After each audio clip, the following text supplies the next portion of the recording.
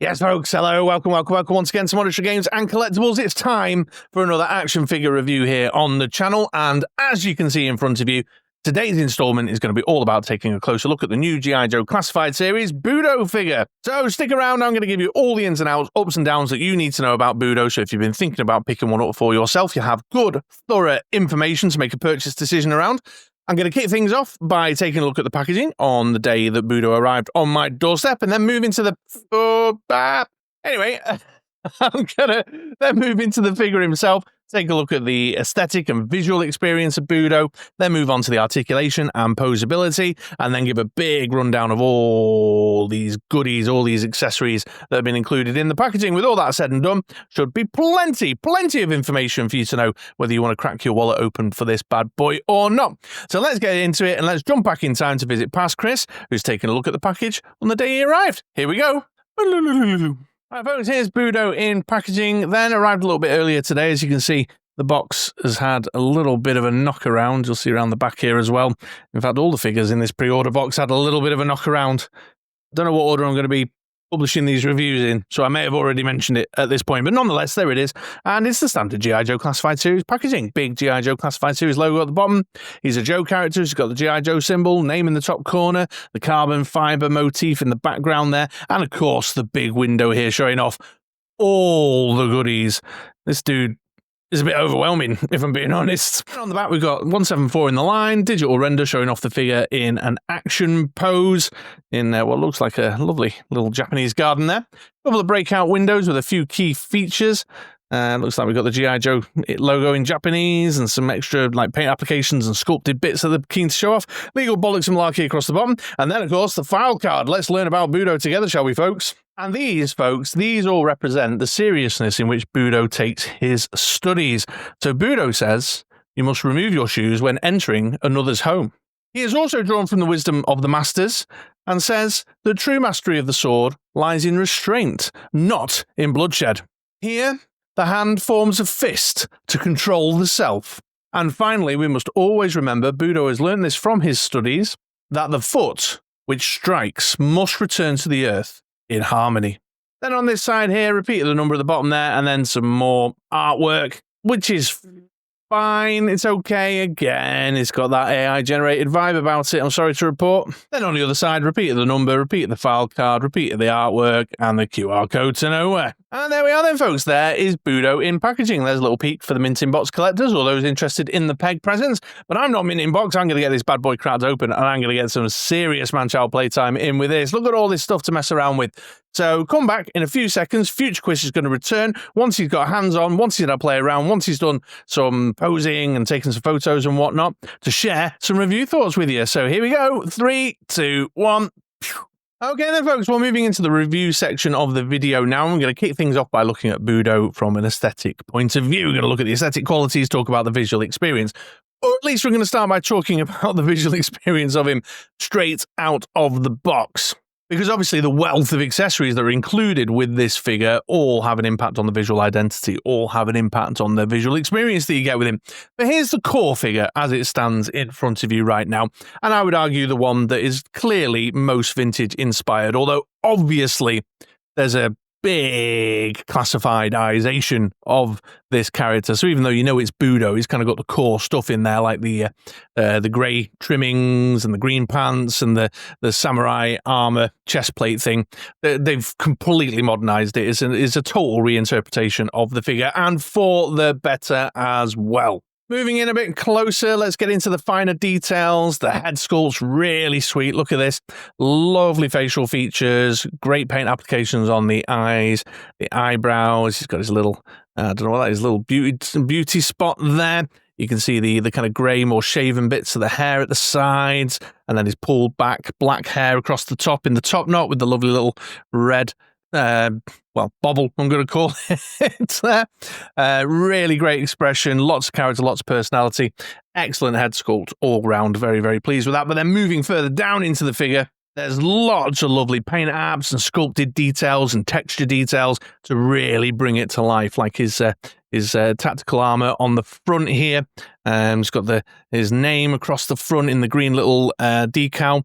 Got this little pattern there with the silver, with the three 4 red diamonds, all this extra bit of sculpted detail. Like, look at the little cord there going from his radio to his little microphone handset, for example.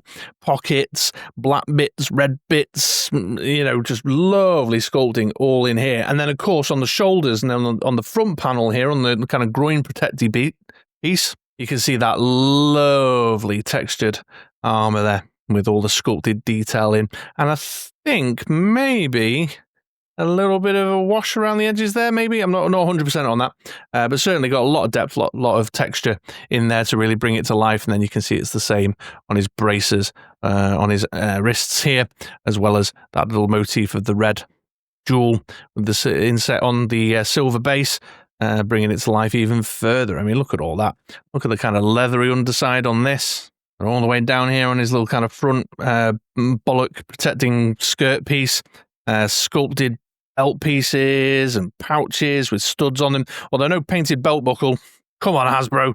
Anyway, you get the idea. And then all the way down, probably say the knee pads, the sculpted knee pads are a little bit plasticky against all this wonderful stuff up here, but still, the addition of the grey kind of adds a bit of symmetry with the grey jumper and the browns and the blacks and stuff to kind of make it easy on the eye.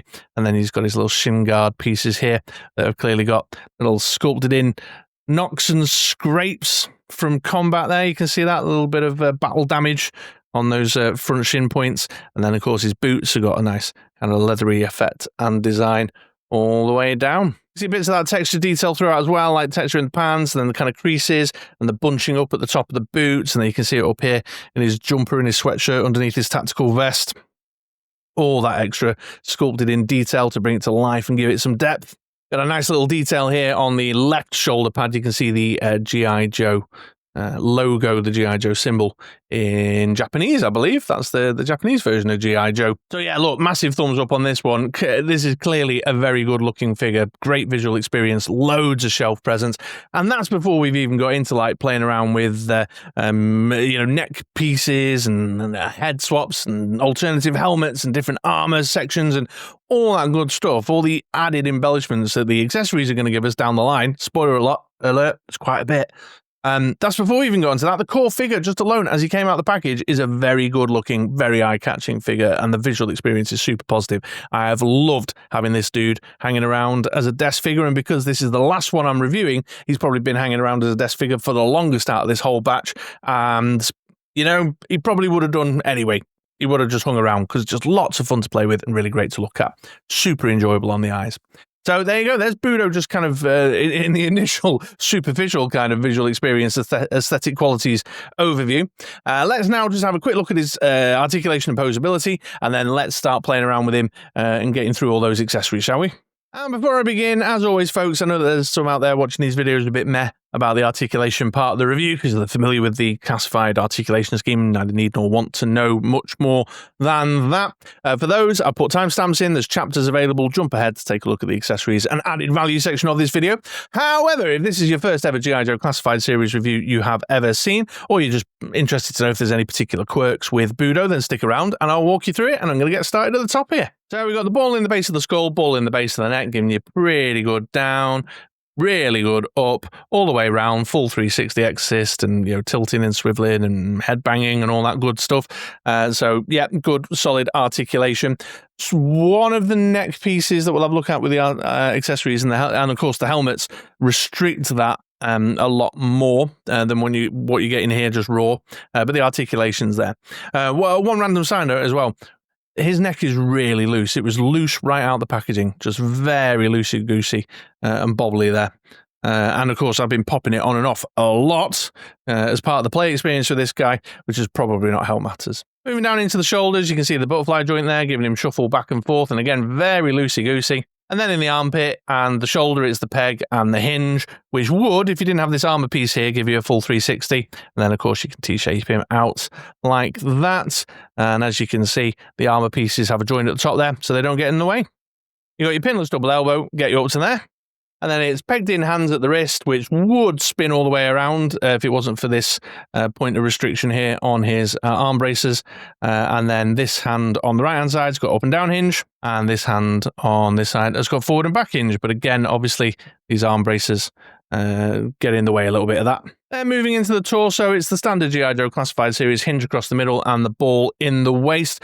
Because the tactical vest is quite high up, you can see that it doesn't get in the way of using the hinge, and the ball joint gives you lots of swivel as well. And then down into the hips and groin is the standard drop-down G.I. Joe Classified Series ball joint there.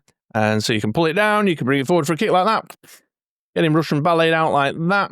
All good there, and then a swivel at the top of the thigh. Pinless double knee, that'll get you up to there. Boot cut at the top of the boot.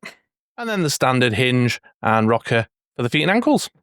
So it's a thumbs up. The articulation is good, nice and solid, very poseable. The armor pieces, well, certainly these armor pieces, the kind of core armor pieces, don't get in the way, don't restrict the movement too much, or certainly not in a way that restricts your imagination when you're trying to pose him up and stuff to take a photo or whatever.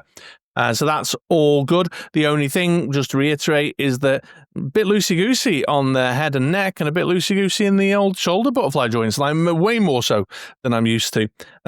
Usually the opposite, actually. I usually have to heat them up to loosen them. So there you go. Okay, but yeah, in terms of posability, standard G.I. Joe Classified Series action there. I was not limited in the stuff I was attempting to do whatsoever. So there we go. Okay, right, now let's get into the juicy selection of accessories and added value, shall we? And to start us off, we've got a head swap for Budo here. I've had to really blast the lights on it because his hairline is shadowing his face.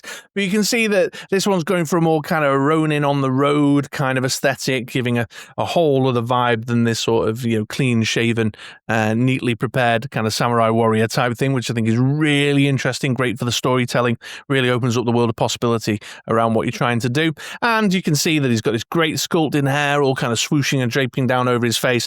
Excellent paint applications on the little goatee and the mustache there, as well as with the eyes and the eyebrows. And like the first head sculpt, great facial features, good sculpting in the chin, the cheeks, the nose, etc., etc. They're really lovely, and just straight away, just popping it on him, even with the core armor, just gives it a whole other vibe. Really, really clever little head swap, that one. I like it. Then up top, we've got the kind of classic Budo look samurai helmet there, just like the vintage figure design had, although a little bit modernized because he's got this little communicator mic coming down on the front. But really nice, yeah, because he's got a nice metallic paint application on this kind of, I don't know what you call it, this embellishment on the front, again with the little jewel motif in there, tying together with the other kind of red jewels and red and silver bits across his armor. You can see that the metal sections, the little back of the head, protective skirt piece on the helmet there, is nicely sculpted, again in a very kind of ornate and kind of silvery paint application with the bits kind of sculpted in. And then you can see you've got this lovely sort of brown leathery section and the little bit of flash of red in there, all with texture detail and sculpted details. That's a really lovely helmet there, and a great nod to the classic look of the figure. Then what we have with Budo is this whole kind of modular secondary set of armor in a much more traditional head-to-toe kind of Japanese full samurai's armor get-up, as well as choice with things like your neck adornments as well. So you've got the kind of classic helmet with the Mempo mask across the front, got the more fleshed out, more classic looking medieval style chest piece, as well as the more classic looking medieval style skirt piece there. More kind of thicker, more embellished bracer pieces, gauntlet pieces, and then more embellished shin guards. And of course, because of the way it's designed, you can, mix and match, chop around as you see fit. So from head to toe, you can helmet him up or not helmet him at all as you like. You can body armor him up as you see fit. You can, waist and skirt armor piece, change up the braces, whatever. You can put it all together in a modular fashion, which is super fun. So the alternative helmet design is this one here. You can see it's much more kind of ornate, more embellished, more extravagant in nature. So this front panel piece is just much more bigger and draws the attention a lot greater with a kind of sculpted I don't know, tiger, some sort of large cat on there, and extra details also in that silvery paint application. You got the Mempo mask at the front here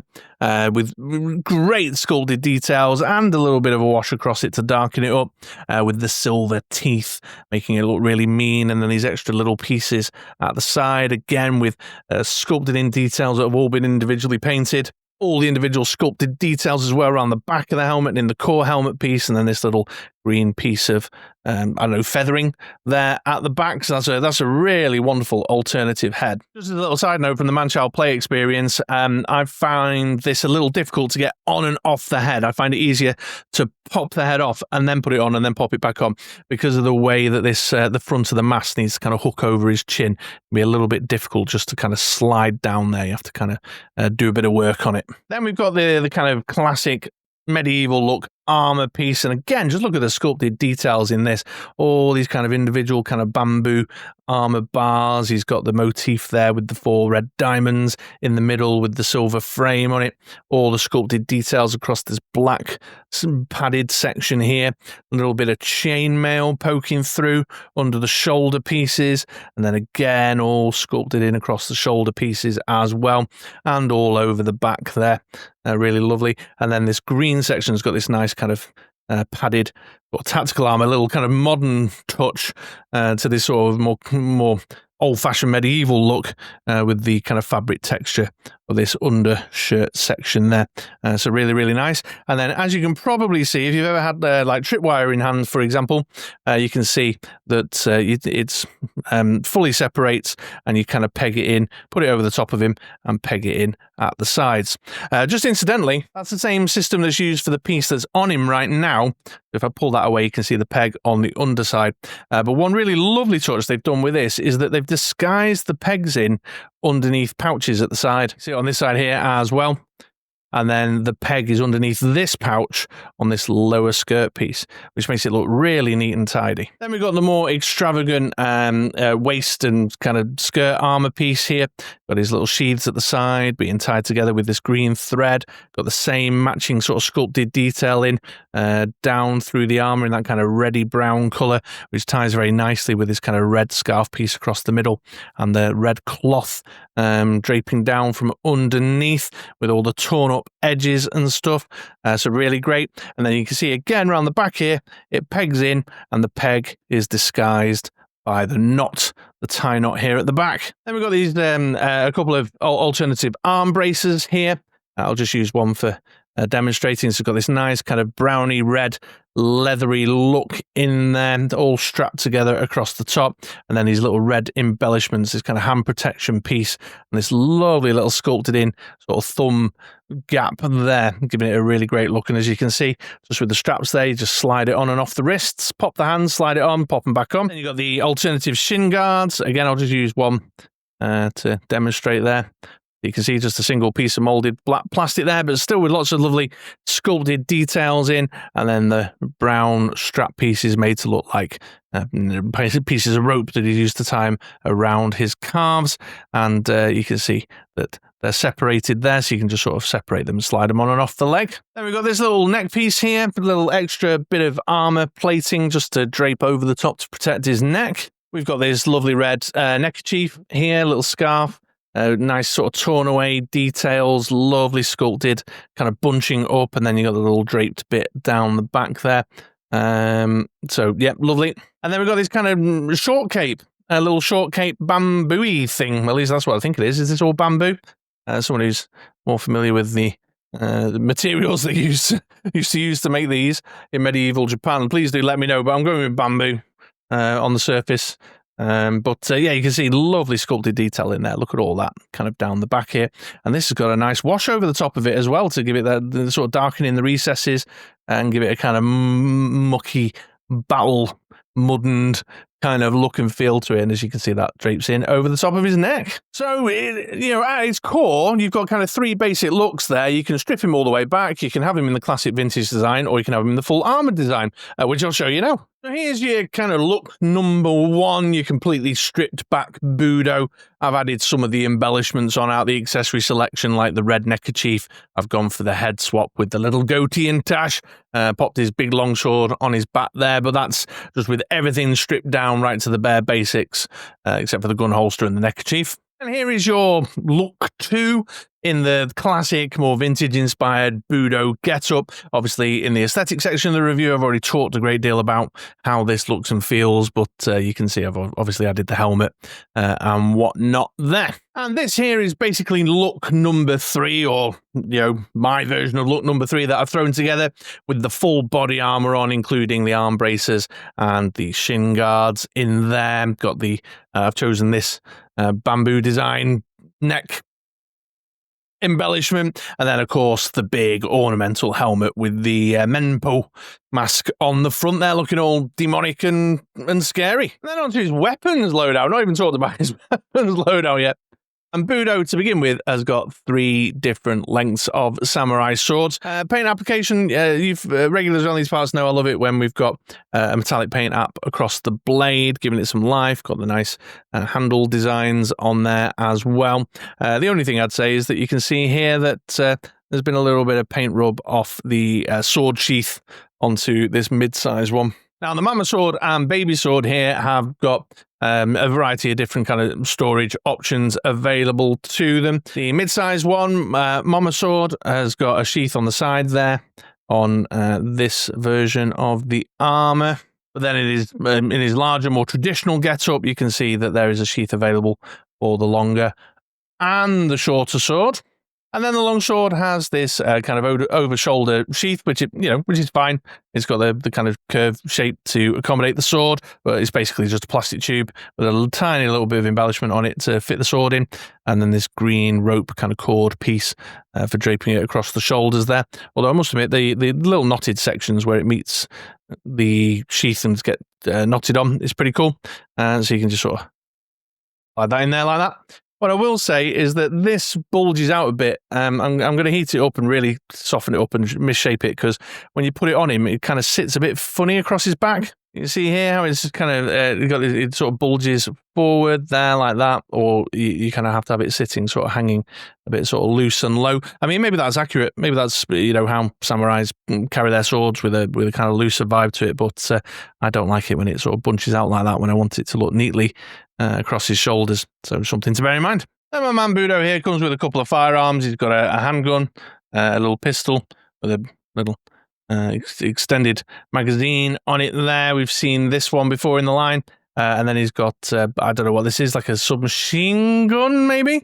Removable magazine. We've seen this before with, I definitely got one with Dusty, but there's someone else. I've got 2 of these in my bits box, with a little bipod on it and stuff there, and a little handle. And if I remember rightly, I don't think he had any firearms in the original vintage figure, so this is all just been chucked in for shits and giggles. Although his brief appearance in the Real American Hero comic book, I think he had a rifle of this nature. And just finally, as a little side note, the pistol has got a holster on his left thigh there. So how could I not fully thumbs up, nay, double thumbs up the accessory selection on this bad boy here? It's really, really good. I have enjoyed the man-child play experience hugely with this dude. I mean, just the modularity of all this stuff and chop and change. I haven't done a great deal of it on camera with you guys, but I have prepped a couple of shots of him in all different designs, and I've been playing around with it loads and mixing up. Got to admit, though, I do keep going back to putting him in full traditional medieval samurai garb. I love the full head to toe samurai look on it with the big old short cape and stuff. So yeah, it's brilliant. Just brilliant. If you're a photographer, loads of different stories to tell with that. if you like making little dios or interesting displays, loads of little stories you can tell with that. If you like playing with your figures, if you're all about the man-child play experience, tons of play, just really, really good. I have enjoyed it a great deal. So there you go. There's the accessories and added value. Right, let's now take a look at Budo next to a couple of other classified figures, shall we? And to get us started, here is Budo next to Combat Pants Snake Eyes. I've forgotten which one it's called, what his actual name is. But these two are a great kind of shelf pairing for display. Just love the way they both kind of that where the ancient meets the modern, where the old meets the new. Just both these lovely little contemporary twists on classic kind of combat art forms. Just really love it. Here's Budo next to Slice and Dice, who I feel are very much in the same ballpark with the way they've been kind of classified-ized, the new interpretation through classified, where you know it is looking at them, but they've kind of really done something cool with how they've, again, like I said, how they've mashed together that sort of ancient and modern in the style and design. Here he is next to old short arse Mainframe here. I had Mainframe out. He's a recent arrival. He's a desk figure at the minute, and I was playing around with him earlier on, so he just happened to be about. And here's Budo with Heavy Duty, who I think, although now I'm saying it out aloud, I'm concerned my memory is failing me. I think Heavy Duty was in the Real American Hero issue that Budo appeared in. Am I right on that? Correct me in the comments if I'm wrong. It's been a little while since I've read them. It's all blurring now. Okay then, folks, well, here's Budo going around on the turntable, so you can get a good 360 view of the figure. I've just obviously decked him out here in classic G.I. Joe Budo kind of look and form, but I mean, look at that. Even with the armour on, he shoulders that rifle really nicely. Now, I've got to admit, I've been leaning a lot more heavily into that kind of medieval feudal Japan full armour design a lot. But nonetheless, let me offer up some final thoughts while you're eyeballing that. And yeah, I think the tone of the review speaks for itself. Fucking love this guy. This has been a great figure on every level. Man-child playtime, yes, brilliant. Loads of fiddling and playing and loving it. Been concentrating on him so much more than I have on my Microsoft Teams calls with work while I've been working from home. He's great for photographing. Tons of options. Just a world of possibility with all the different accessories and modular armor setups and head swaps and all that kind of stuff. Loads of different types of stories you can tell. Display's great next to loads of different G.I. Joes. Just an all-round really solid figure. And on top of that kind of core basic G.I. Joe classified stuff like decent articulation, good textured sculpts, just everything about this guy is right. I really love him. I highly recommend this one. I'm not going to lay it on too thick. I highly recommend this one. Possibly my favourite this year. Maybe. I'm working on my top 10 list for December right now, so you'll have to come back in December to see how I fall down on that eventually. Because I've got to say, Crystal Ball's a high contender as well. But nonetheless, highly recommend, go out and buy Budo. You won't hear me say it that explicitly very often, but loved it. Loved it, loved it, loved it, loved it, loved it. All right, well, there you go. I hope you found this review useful. If you did, do me a favour, do all the YouTubey stuff, hit the subscribe button, give us a like if it's helped you make a purchase decision, all of that, and tell a friend. Tell a friend about me. I'm going for 2,500 subs before the close of the year, so I've got 3 months to find about 100. So help a brother out and tell your mates. Let people know in all the kind of G.I. Joey spaces you hang out with. But all that remains to say is hope you have a great day, hope you have a great week, and please come back around again for another review sometime soon. All right, take it easy, folks. I'll see you next time.